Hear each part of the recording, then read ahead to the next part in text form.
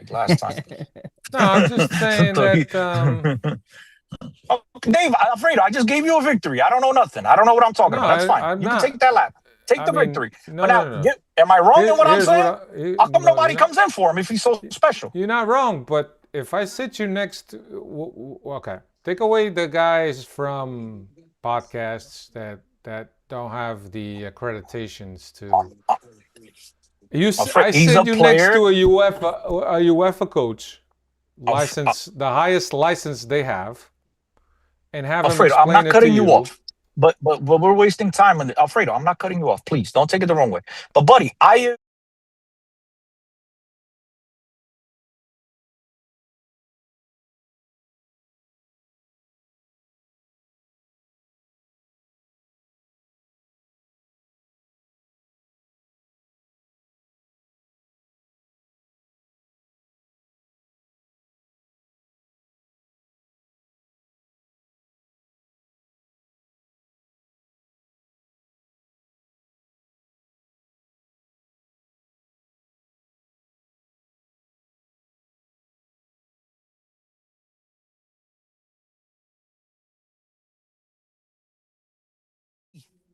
it's my point. And don't tell me, oh, it's one guy. No, it's the fucking Portuguese league. What did New Yorkers do? Yogurts carry that one guy carry that team on his back. Yes, he's a midfielder. He's not going to score goals. Agreed. Enzo Fernandez was a midfielder. You telling me that's not the best player you've seen in Portugal over the last 10 years? Enzo? That's my point. Like, bro, he's a good player. Alfredo, I get it. You could sit there and say, look what he does. He's about to. Ah, vai, mas não é o que vocês fazem dele, Alfredo. Understand? Please. Bro, I'm not arguing with you. You know, I respect the fuck out of you, bro. I just don't understand the love affair, bro. He's an okay player. And just like I gave you the victory, fine, he's fucking influential. You're right. The guy's a crack, like you all said. Good, I gave it. I'm not arguing I with you never no said he more. was a crack. Don't trust me, Pita Huh? and Baqueta. I spoke to those guys. But listen, and I tell you guys, bro, you know what the problem is? You guys never kicked the fucking soccer ball. If you guys actually played a game, you don't understand he's not a crack. Now, I'll give you that victory. Okay? Take the victory lap like they did last week and pump them out to the middle of the field so that people can clap them. Bro, take them. I give you the victory. You won. Dave, I concede. I'm waving the white flag. You won. But you got to give me my victory as well, bro. If this guy is so fantastic that none of us can, I'm sorry, that only I can't see how fantastic he is, how come nobody's come in for him yet? I mean, Dave, haven't we Benfiquistas over the last few years been saying, what the fuck? Why can't player A, B, or C stay? Oh, any Benfica shows any sign of life, Benfica turns around and sells them right away, right? Isn't that the same? Isn't that been the criticism of Rui Costa recently? Kamausen is still here. So wait a minute, Alfredo. Again, you got the victory. I gave you the victory. But hold on, Alfredo. Hold on a second. So just don't say any don't say any non-political correct words, Chris, because you're live. Oh my God, I hate when you do this shit, bro. I hate when you do this shit. Because now I gotta listen to shit. Bro, the point is that, listen, bro, you guys can love him, hate him all you want. At the end of the day, I gave you the victory. He's spectacular. Oh my God. Nobody said he's spectacular, bro. But me that knows, no, you told me, oh, you got to sit down with the X's and O's guys and they'll explain to you everything he does, how influential he is, how important he is. So then I'll give you the victory. You're right. He's super important. But then give me my victory where maybe all the other teams around the world agree with my dumbass that knows nothing about soccer, right? I know how to play it. I guarantee I know how to play a lot better than a lot of those guys you hear with the little men and telling you where they go. And the guy, you never even kick the ball, bro. Shut up. But yes, those guys, I guarantee you, I know how to play better than those guys. But wait, maybe these other teams around European football know nothing, just like I don't, and don't value them because in the league where they sell the landscaper, they sell the roupeiro. Bro, they like the color of the nets on the goalposts. They come and buy it in Portuguese football. Everything for Portuguese football is for sale. Yet the guy's going on his 5th year. The crazy thing is, you haven't even heard a rumor. There hasn't even been anybody linked to him in these 4 years he's been there. And the one time he won a title was on the hard work and on the back of Enzo Fernandez.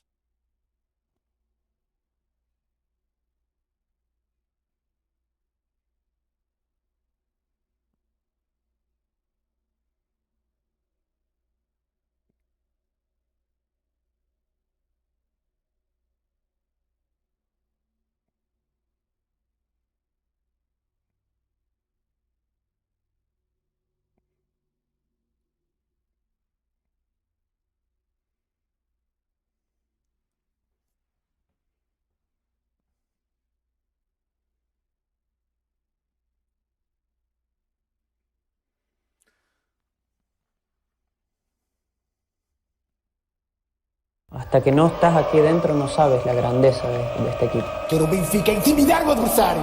Quero um manto sagrado entrar com vocês em qualquer estádio e assustá-los, pá! É isso que eu quero!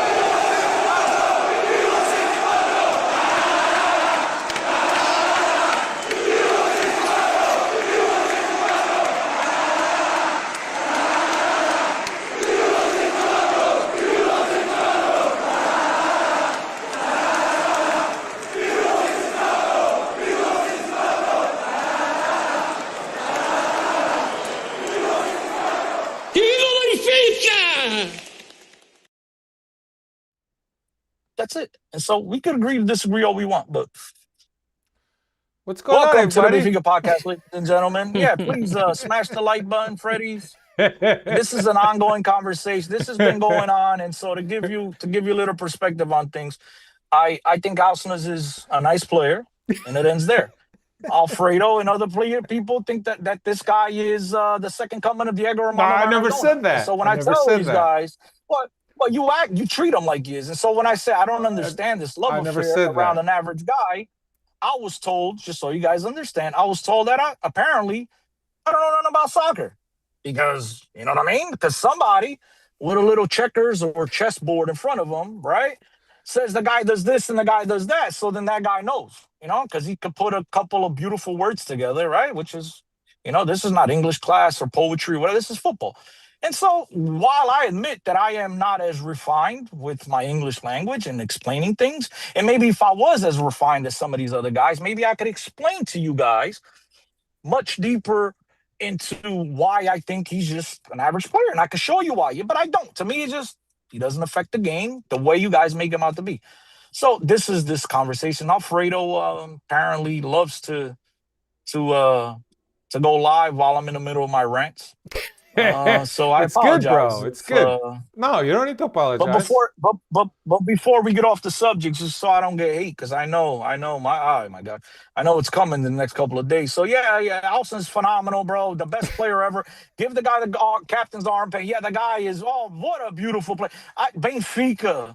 Benfica should be thanking their Lord, you know, that this guy chose Benfica and he's been here for 5 years. This is his 5th year. We are so very lucky, ladies and gentlemen. I can't believe we have the player of this caliber at our beautiful ground, Estádio da Luz.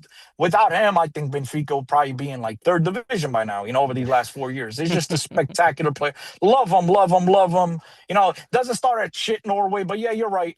Phenomenal player, man. I'm just, you know, just one of the best ever. What can I say? I put him right up there with Shalana, João Pinto, Jonas Simão, Giannis Stern. Look, he's better than Giannis Stern, bro. Poof, way better. You know what I mean? So Luna, all of those guys got nothing on him. So yeah, phenomenal player. Please don't hate on me. Awesome player. Tremendous player.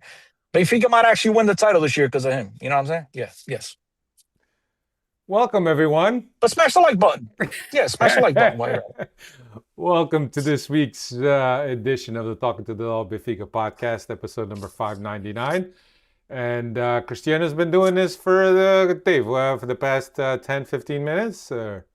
Would you say? I've just been sitting back, got my feet up, almost had time to make popcorn and enjoy the show. No, yeah, but Dave, here's the key question, Dave. Yeah. Fucking shit. Did I make myself clear? Yes. You did. You made some good points.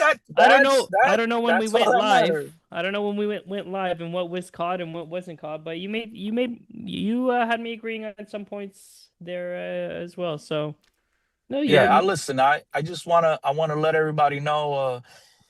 I've had, my neck is killing me, my head is killing me. I've taken about 6 pills, so blame it on the pills, ladies and gentlemen. You know what I mean? So it's this is not Cristiano's thoughts. What's up, buddy? Chris, Diogo's got a good point. Why is that a thing, though, that nobody is after him? If he tells his agent he doesn't want to leave, his agent doesn't shop him. Oh, yeah, yes, that's what it is. Yes, because again, we're so lucky to have him. He's the one player in the world that just cut from a different cloth. The guy does not want to play in better league. He loves finishing in 3rd place. Loves it so much. He doesn't like money. Unlike every other player in the world, he's the one special guy. You know what I'm saying? What can I tell you? All I know is that I mean, that guy right now can go to Arsenal and tell Bruno Guimarães and order guy, move over, because I'm here. And then we'll get a guy on a podcast or on the TV channel in Portugal, whatever, and whatever part of the world he's from, which is nothing wrong with that. Hello? By the way, Yeah. I love the fact all you guys been replying to my tweet with whatever country you guys are supporting Benfica from. I think that's absolutely beautiful. Thank you. I appreciate it very much. But yeah, maybe somebody, will tell you that this guy's so important and how Bruno Guimarães and all these phenomenal players at Arsenal should move over because we don't know nothing about football. You know what I'm saying? So that's a new one. I've never in my life been told, maybe sarcastically, but not seriously. That was the very first time that shit was told to me. But yeah, the guy's phenomenal. You're right, Diogo. We're lucky to have him. All good points. And we are. And I say that we're lucky I like the player. I'm not rolling out the red carpet. That's all I'm saying. Because if you roll out the red carpet for this guy and you mistreated Di Maria, then I don't know. Maybe who doesn't know nothing about soccer? I don't know. One is a legend that will be remembered for a very long time. One will be an afterthought the minute he retires. And which one was treated badly and which one's carried on the shoulders? Who doesn't know nothing about soccer? Me? I don't know. Maybe I'm not the one. But I digress. Welcome once again to the Benfica podcast. Another night, another Tuesday. No, it's Monday. Another night, another podcast. Yeah. Dave's also here, despite his picture of I'm Don here. curling. Gone curling last weekend or last week. Back yeah, this week though. His camera's not working, so we just throw up the gone curling graphic. But here we are, in the middle of Aarhus. How do you say that name? Aarhus fixture. Don't come Europa to me League. for pronunciation. Last qualifier. It was such an important game that we had to take the weekend off. I don't know why that happened, but hey, if Braga could take it off with the gastroenterite. So I'll explain if you don't mind. I'll explain. So in Portuguese football and the regulations of the Portuguese Liga, which they always come up with these cockeyed way, the first 3 weeks you can't play this one, that one can't play that one, and yada yada, all that stuff. So one of the good things that they've actually done is that if a team is in European football qualification, whether it's Champions League, Europa League, or the Federation Conference, whatever. I was gonna say Confederate. Yeah, what are the Conference League?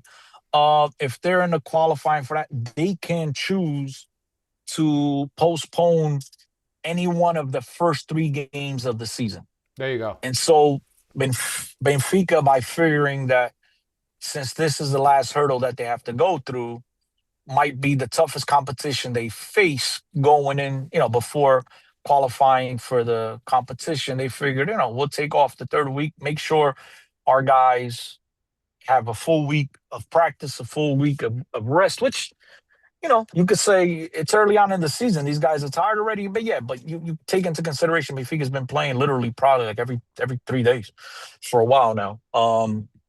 So yeah, they opted to make sure that they have a rested team so that there's no surprises come Thursday in Denmark. So it's not a Benfica thing; it's a league-wide thing. So there you go. Rants and knowledge from such a dynamic person as Chris. Where else could you come from? Here we go. I don't know. I'm about to lose service. I don't know. I'm about to lose. Bro, it's good, bro. Rants and knowledge. I'm not speaking, no fiction. It's the truth, facts. Who would have known? I didn't know that there was a rule, Chris. So it's because you don't follow me on Twitter. If you follow me on Twitter, you'd be aware because I posted. I should. I don't know if I follow it. I deactivated my Twitter account. I only have the Benfica podcast Twitter account. You're talking to the dolls is active. It's active. It's active, but it's not post. I don't know. It's whatever. Anyway, it's there. It's there. Here we are, ladies and gents. Another night, another podcast. It's been a great start of the show. We really, we don't have a weekend game. We played the first game at Estádio da Luz of the first leg against Aarhus, won 3-1. I thought we could have had a larger margin of goals, but we didn't. And now we go to Norway for the second leg. Denmark. 2-goal advantage. It's close. Denmark. Are you sure it's not Norway? I'm positive. I think it's Denmark. Norway. Okay, look it up. It's, Look it up. it's Denmark. It's Denmark. That you know, now that explains it all. When you guys look at Arsenal, you've probably seen another player. You know what I mean? That's what it is. You guys can't. It's gotta be. Yeah, you guys are looking. It's at We're Norway. thinking about wrong Ba. thing. We're thinking about Ba. It's Denmark.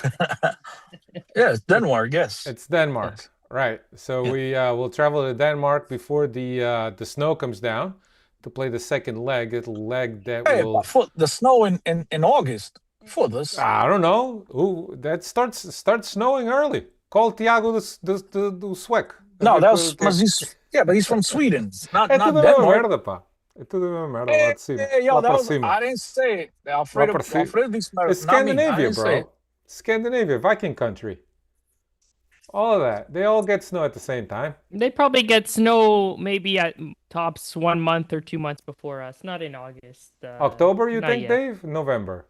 Maybe late October. Yeah, Okay. I'd say October. All I'd right. say October. That's fair. October, end of August. That's almost the same shit. But anyway, yeah. So 2-goal lead. I don't know if Marco Silva will take the same approach and rotate the team. Certainly, I think that maybe Sheldrup, being that he played in the Danish league, is up for a start. He hasn't started all season. Yeah, and again, the season is young, but certainly I'd love to see him get the start, see where he's at. I think that left side is Sheldrup. I think that left side has been good so far under Bresciani. Bresciani's had quite a good run at the start of the season, but certainly we know what Sheldrup was able to do last season. Certainly was our hottest player down the stretch.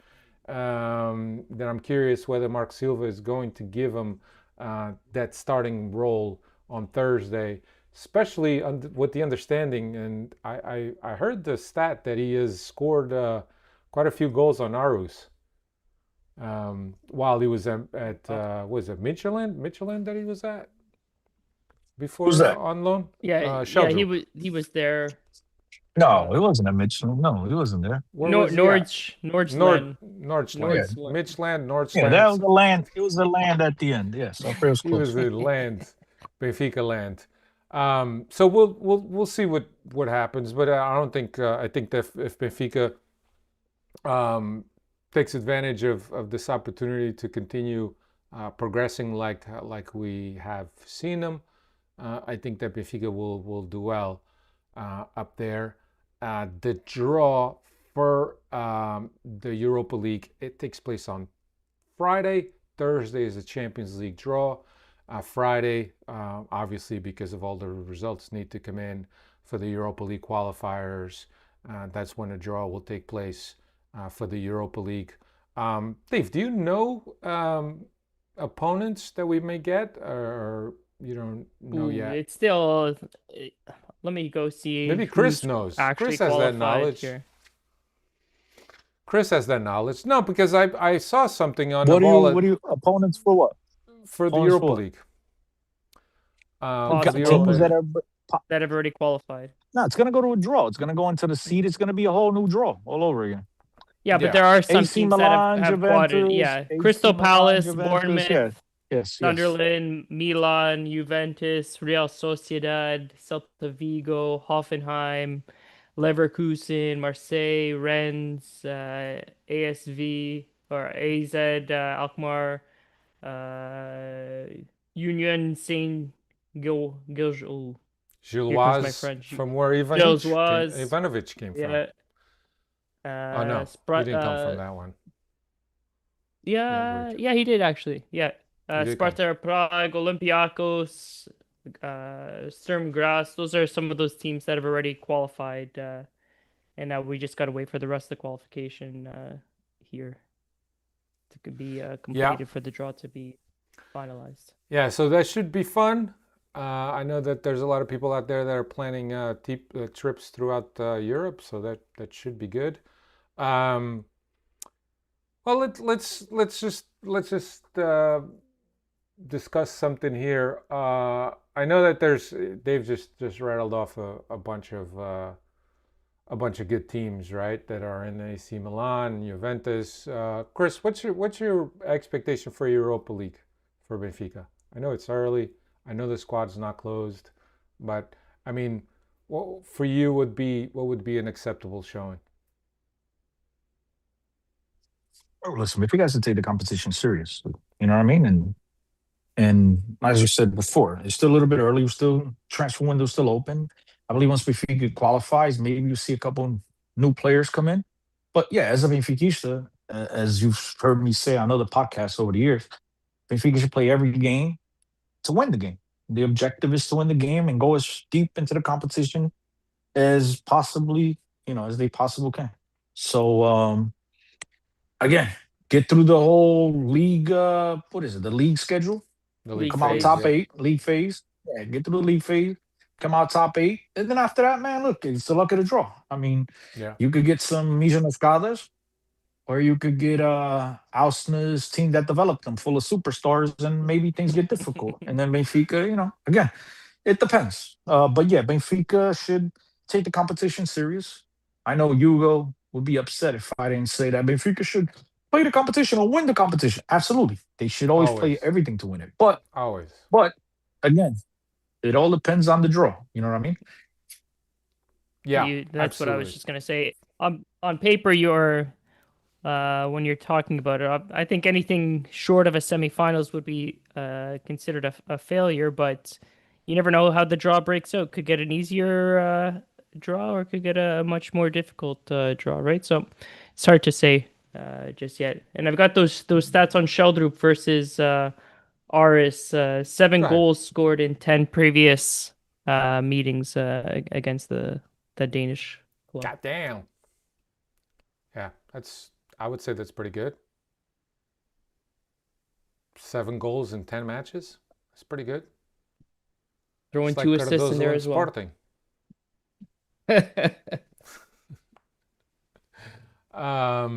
Anyway, big topic of the week or the past couple of weeks has been Palhinha.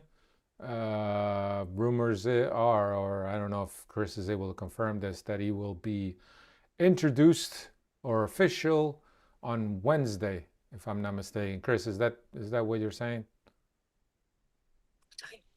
Between tomorrow and Wednesday, it'll be in the next 24 to 48 hours. You'll probably hear something tomorrow. He did pass his physical today, and you'll probably hear something tomorrow. So, then presented most likely on Wednesday. We'll see. There's a lot of rumors going around, but yeah, I think he'll be joining Benfica rather soon. Yeah. I'm gonna read some comments here. Brian Peters says Varandas was so sick he was Sporting's project is not to spend 31 millions on a 31-year-old, but was interested in his return. He was interested, but just didn't want to spend that much money. And then, the fact that we got Varandas riled up because Benfica is signing Palhinha for whatever amount of money, and he's 31 years old. I mean, we're doing something right if Varandas talking shit. Chris. Listen, I listen to those comments. I just think we're nitpicking. I don't, he probably was trying to take a shot, but there's nothing wrong with the guy saying, yeah, we were interested until we found the price. I mean, how many times we've done that, right? We're interested in the car, we're interested in the house, we're interested in whatever it may be, and they'd be like, yeah, I'm good, I pass. Doesn't mean that it's no longer good, doesn't mean that it's not worthy. It just, hey, listen, it's out of my budget. It's not what I want to do. I want to go younger if I'm going to spend that type of money. Because as we all know, Portuguese clubs are in a developmental thing. They sign players thinking of how much they could sell them in the future, which is sad. You know what I'm trying to say? It's no longer about sporting results. It's about how much can we get back. And I've seen a lot of Benfiquistas do that right now, right? Everybody and their mothers about, we're going to spend nearly 20 million on a 31-year-old player who's going to give us no financial return. And where people just keep hitting the bar, shooting it wide, right? Which is another one of the things I get on, which I'm not surprised at this point now, Benfiquistas. But people forget that if you get the results on the field, and that brings victories, that brings titles in Portuguese football, that also there'll be more money in your pocket. So one hand washes the other. Yes, you might not be able to sell the player later on, but you're building a much better roster, which is at the end of the day, the most important thing, ladies and gentlemen. You should never forget, and this aggravates the shit out of me, but you should never forget that Benfica is about winning. It's not about putting up lists of how much money they've made on player development. That, who cares about that? Give me titles, and you could take the trophy for making the most money selling players. I don't care. You take the title. I want the title of a championship, of a league, of a Taça Portugal. Give me one Taça Portugal in the last few years, right? We've won 4 in 30 or 35 years, whatever the numbers are. That's pathetic. But you know what? Guys are more worried about what we can make in a player. I want a player like Palhinha, who's going to come into Benfica, solidify my midfield. Not just solidify my midfield, but he's also going to help out the back four, make the team much better defensively. I don't know, Alfredo, if you get that from the guys with the little chalkboards and stuff, the chessboards, but you know what I mean? I didn't get it from them. This is all on me. But yes, he'll be able to impact this team in a way that a player has not impacted Benfica at this level in the midfield in a very long time. Enzo Fernandez was the last one. And even before that, it had a little while since we had a player in the midfield that's as good as Palhinha is in recovering balls. The guy is an absolute monster in the middle of the field. He's a born leader, a guy that comes into the locker room, will adapt to Portuguese football from day one. And watch him now get hurt and shit just because I'm saying all this. But hope not, fingers crossed. A player that comes into Portuguese football, adapt easily, tremendous leader, a guy that just all-around good player, fantastic player. And in Portuguese football, he goes from being a good player elsewhere to being a really, really, in other words, a tremendous signing in Portuguese football. I don't think you guys are understanding how good of an acquisition this will be once it is finalized.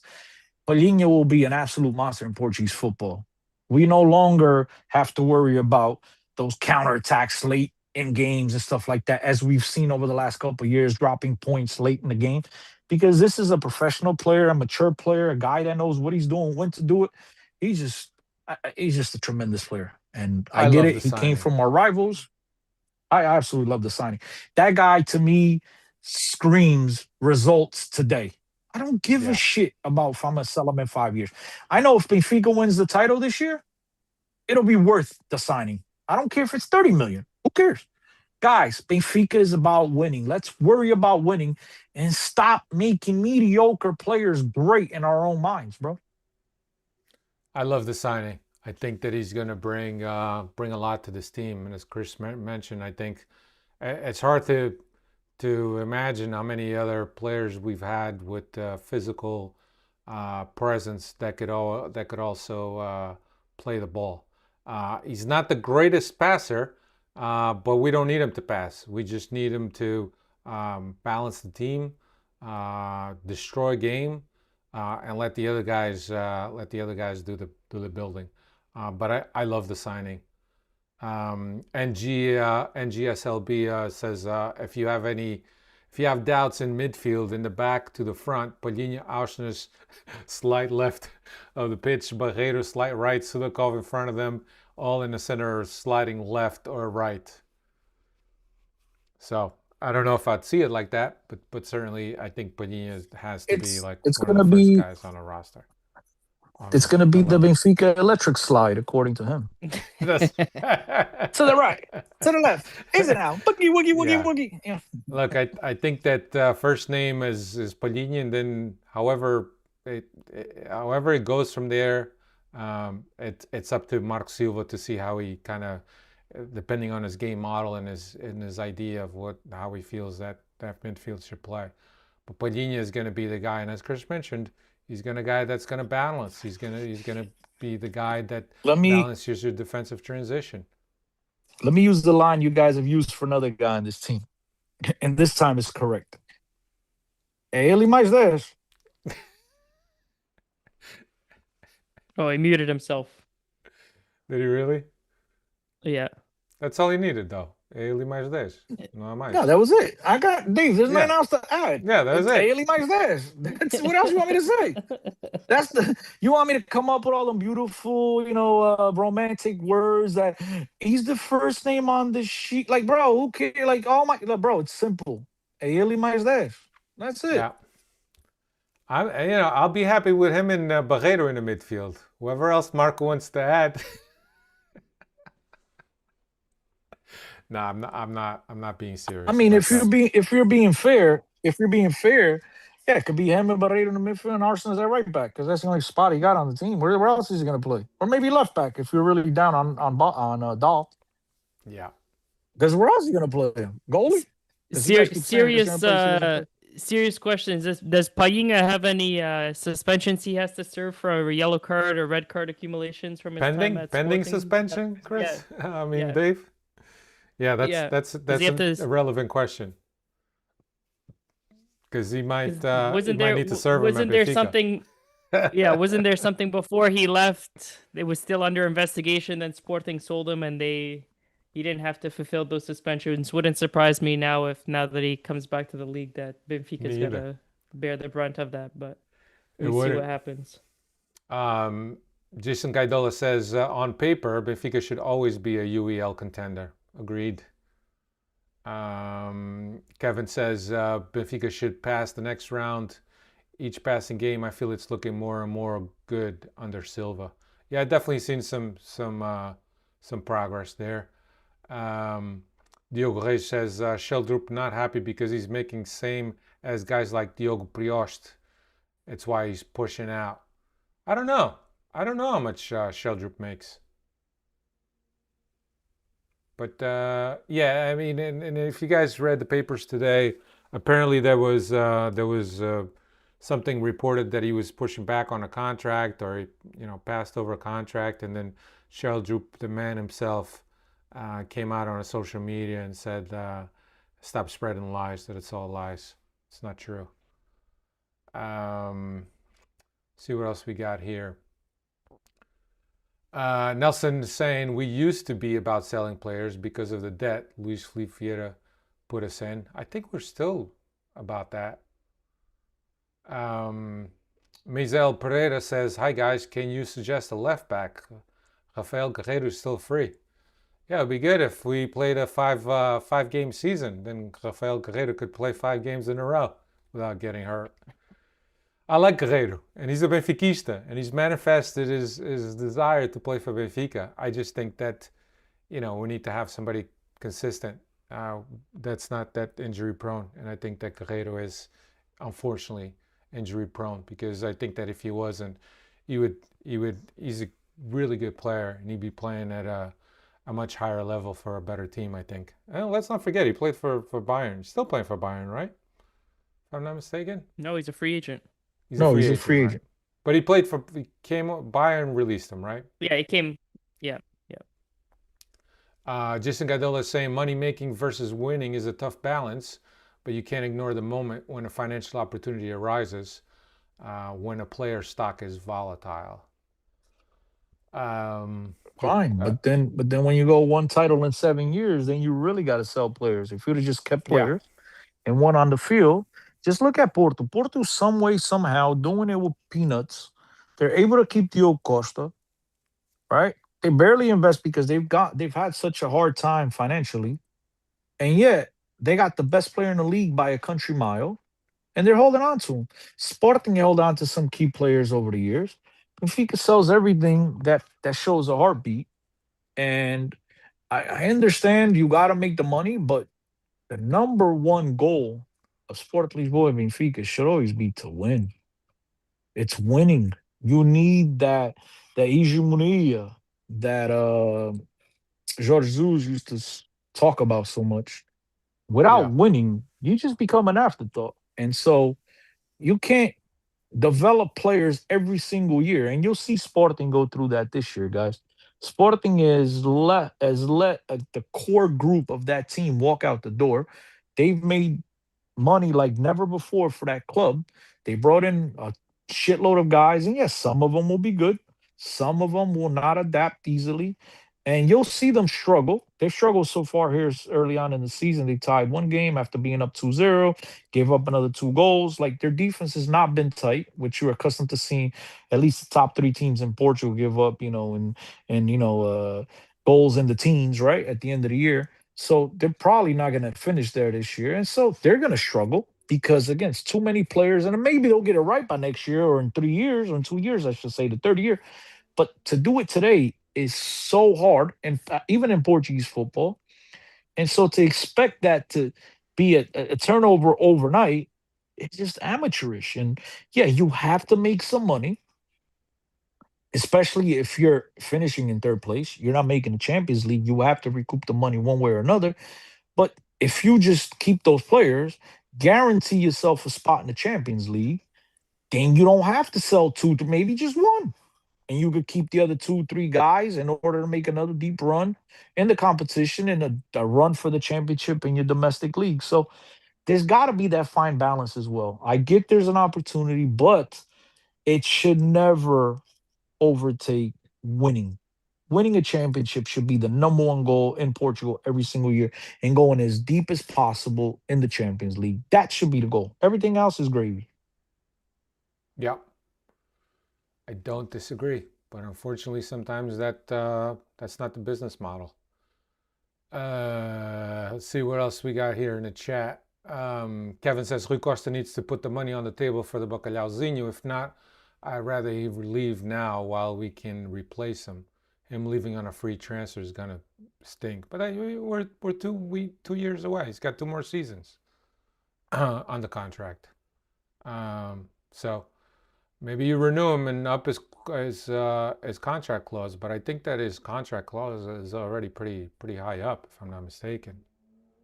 But yeah, he's another guy that Benfica is gonna, if you have another shitty season and you need to sell players, unfortunately that's the way it works. Like Cristiano says, you win, you get to keep your players.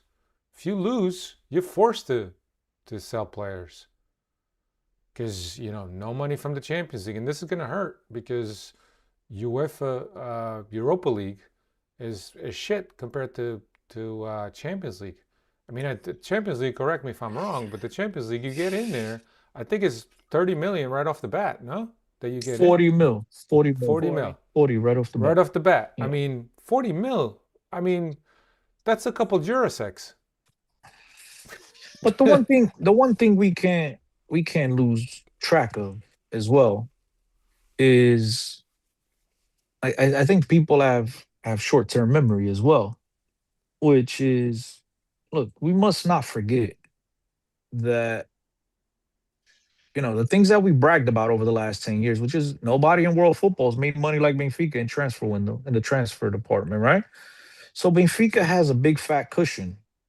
Let's not forget that. We can't brag about it and then forget about it and then conveniently use it, against our argument that, oh my God, we're spending so much.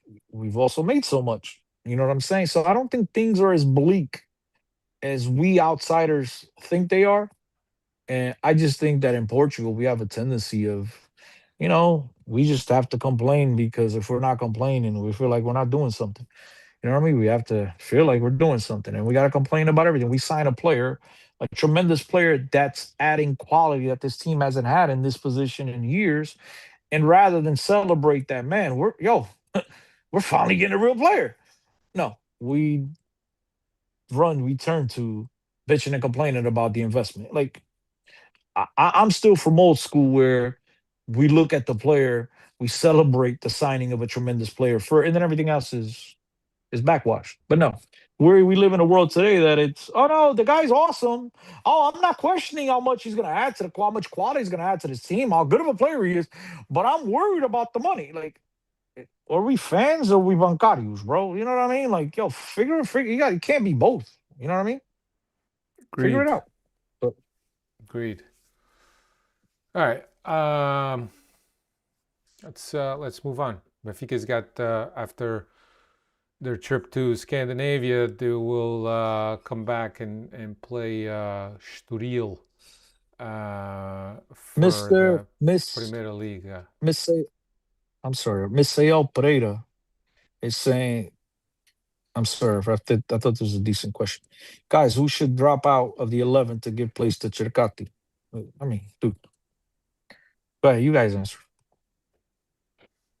No, I think that's an easy one for me. For me, is Rouge. But then again, and he's going to drop depends out on what once side he his plays. injuries are going to be coming. The injuries are going to start rolling up. He's never been one to play a full season anyway, so that will all sort itself out. Right. Well, him and Lenglet. Lenglet is injury prone too, from what I understand. But to me, it depends on what his favorite. I don't know if he's Alfredo, left everybody side. No, Cercati's a right-footed player. He plays on the right side. Everybody keeps saying the same thing about Lenglet, but there's no player on the team right now that's played more minutes than Lenglet in these 7 games. He played 90 minutes, or he started all 7 games. Yeah. He didn't play 90 minutes. He started all 7 games. He's the one. It's him and another player. There's only 2 players that have played every game. I think the other player is what's his name? Dahl or it's Dahl. I forget. I saw the stat now. It is, but it's him and maybe Samu, whatever. But yeah, he's started every game. Oh, him and Sudakov. I apologize. The great Sudakov. That's right. I just remember Sudakov. It's him, Sudakov, and then maybe Samu or whatever it is. Yeah. Yep. Diogo says, with a player like Palhinha, can we comfortably go to a 2-man midfield? You can, but then you're asking the second guy to do a lot. He's got to build. He's got to transition. Nah, but it's going to be a 4-2-3-1 with that guy in the middle having to drop a little bit. They'll figure it out. Yeah, they'll figure it out. I mean, what's there to worry about? You got a player like Alson's in the midfield, bro. That's a luxury. I mean, it's a one-man wrecking crew. You don't need anybody else. Are you guys good with parting with Rios? That was Chris's captain at the beginning of the season. You got to ask And Chris. they wasn't happy with the fact that I'm already hanging on the clothesline. He wanted to. My man wanted to make sure that they got the clothespins to make sure I'm not getting out of it. God damn, Dave. Coming in swinging. But yeah, I mean, listen, I think he was a lot better in the second half last year. I just think that there's a lot more there from the player. Now, I'm not telling you he's a tremendous player. I think that there's more. And if he was better than he was last season, would anybody be shocked? I wouldn't be shocked. You know what I mean? I think there's only room for growth. Yeah, I think he could be better. He was good down the stretch. And when you have a guy like Palhinha who's going to centrally and defend and whatnot, you're going to need a guy to run around much more and press. As we know, Benfica likes to press up top. And that's why Barreiro's key. That's why Barreiro plays so much, because he presses all over the field. And so, yeah, would I be shocked to see a Rios and Palhinha? Yeah, I mean, it probably makes more sense, because you don't want to have 2 likes for likes. You want to have 2 different players, playing. One does one thing good, the other one does, So I think it could work out. But that's if Rios even stays. I think Benfica is going to be looking to move out some of these guys. You got Barrenechea, probably doesn't have much market. You got Manu, who doesn't have much market. You got Barreiro, who's got market. You got the great Arsenals, who you can't sell, not even for a truckload, a Brinks truck. You're going to have Palhinha, right? And then, so Rios is the only guy there now that's got value and that Benfica could move and still bring back some of that money and potentially attack a left back with some of that money and whatnot. So he's the only guy that really has market in that midfield. Yeah, I think we might be able to offload Barrenechea in Spain somewhere. Yeah, but it's not going to be. You're not making any profit. That's what I'm saying. If you're going to try to balance the books and bring in more money in order to maybe attack a left back, right? You're like Barrenechea is not going to be the guy, because he'll be on a loan. He won't be on no mandatory. Look what we just did with Ivanović. He shipped him out at $3 million. You know what I mean? No mandatory purchase at the end of the year. So that's the only way I think you'll be able to get rid of a Barrenechea. And if not, it'll be like, all right, a $7 million, obligation about it. Ain't gonna be the $17 million that you wasted on him. Yeah. Or just keep him. Keep him, keep Rios. You need squad depth, right? We talked about winning one Taça de Portugal, which has been horrific in the last 35 years, right? We want to win the Taça da Cerveja. We want to win the Campeonato. We want to go as far as we possibly can in Europe. So I mean, something I don't know, which is how bad the books are.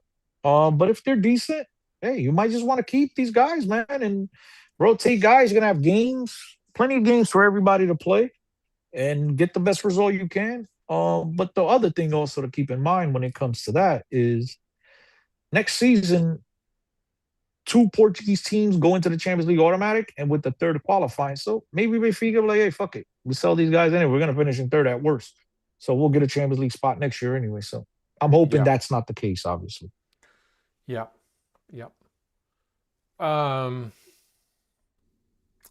Put some stats on here. Dave, you wanna go over these stats? I sent that on a doc earlier. Yeah, It says stats for Dave. Stats here. Stats for Dave. Of course, the internet decides to go kaput here. Here we go, Pavlidis. But I gotta double check this because I thought I had him at higher. You have him here at 9. I have him at 10. Benfica's already scored 25 goals through the first 7 games of the season, and Pavlidis scoring 10 of those 27. Yeah, Pavlidis broke the record by Oscar. I guess the quickest to get to 10 goals. I think he's got 10 and 6 or something like that. 10 and 7, something like that. So yeah, he's at 10 goals already, Alfredo, not 9. Yeah. Unfortunately, he scored 4 in one game and 3 in another, and he could have saved one of those for the game against Vizeu. You know, right? But whatever, that's a conversation for another day.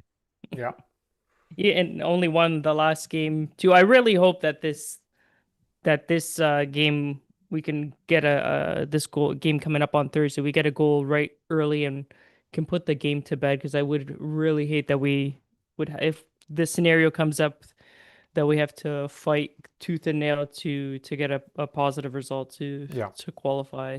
But we'll see what happens. Cristiano's form, contributions in consecutive starts here, goals against Hearts, Viseu, and Casapia as well. And the August offensive surge, over 16 or 17 competitive goals scored by Benfica's front line during the month of August here. And then previewing the game here on Monday. Segue.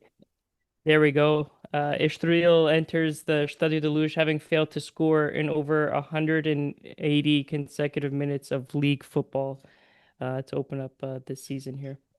Are they the only team in Portugal who hasn't earned a point yet so far? They've got 1 point. There's somebody in Portuguese football who hasn't earned. Casapia? Casapia is yet to get any points to their name. So we play Estoril on Monday, as it's customary when you play Thursday Europa League. Marco Silva, as you guys know, got his professional or Division 1 debut coaching Estoril, so there's a little bit of a return to roots for Marco Silva. Coached them between 2011 and 2014, guided them to promotion and consecutive historic European qualifications. That's wrong. But yeah, he guided them to promotion out of second league, and then was in first division. Wait, did he qualify? Can you check that, Dave? 2013, 2014 season? I'll check that. Where they finished off? It could have been Estoril? that you... What season was that? 2013, 2014. Estoril. See what they did. They finished 4th, so yeah, they would have qualified for the Europa League. Europa League, yeah. Yeah, so that's right. Wow. That's pretty good. Yeah, but we got Estoril. It should be an easy game. Let's hope that Silva's got these guys on point and focused for this game, because it's easy to sometimes overlook teams, especially off of a European fixture, where I'm sure that when a team qualifies, there'll be a sense of relief, because it's important that Benfica makes it into qualifier into European play, obviously because of the monetary value of that. Yeah. So, but I don't think I have an issue in not seeing Benfica win this game. So, what else we got? Cercati. Excited about it.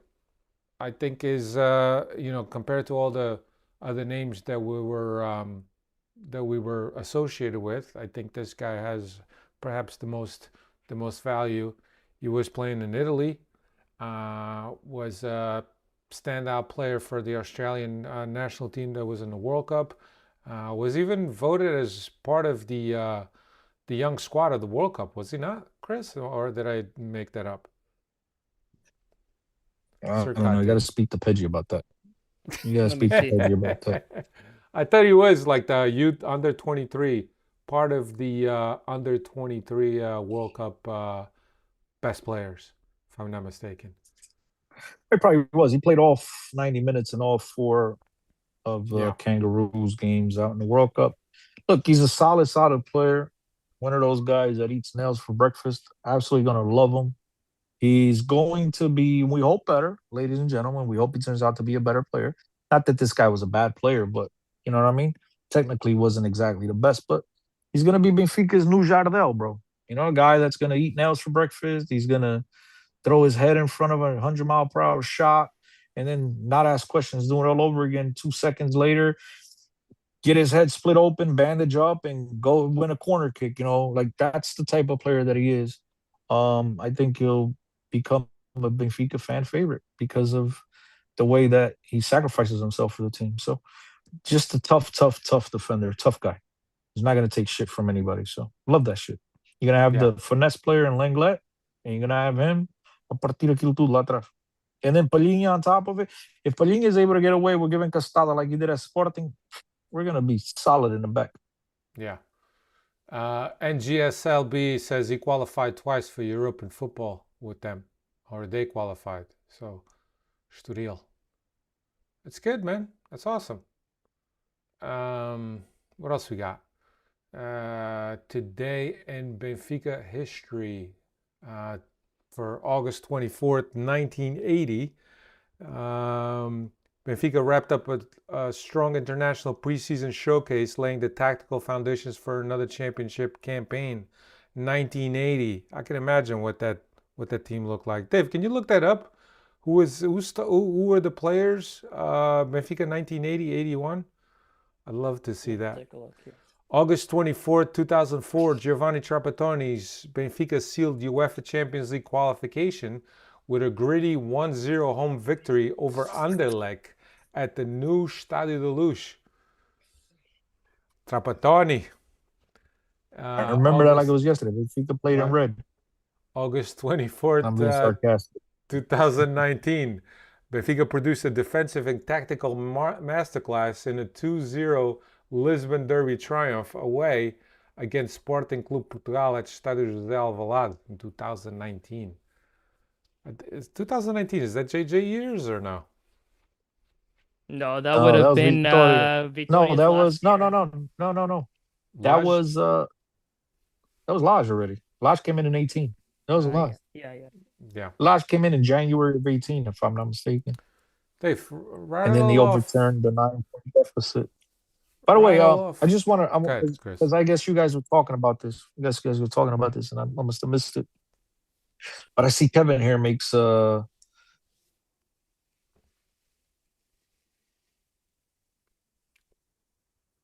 in hearts, strike first, strike hard, show no mercy. And so the reason why I mentioned that is because keep in mind that Benfica has not won any of their road games, official road games. They went to St. Gallen, lost 2-1, went to Hearts, drew 1-1. We hope that tendency doesn't repeat itself. We hope we change things up. Yeah. Absolutely. I think that's a good shot. Thursday, but yeah, just wanted to throw that. Dave, who was on that 1980 team?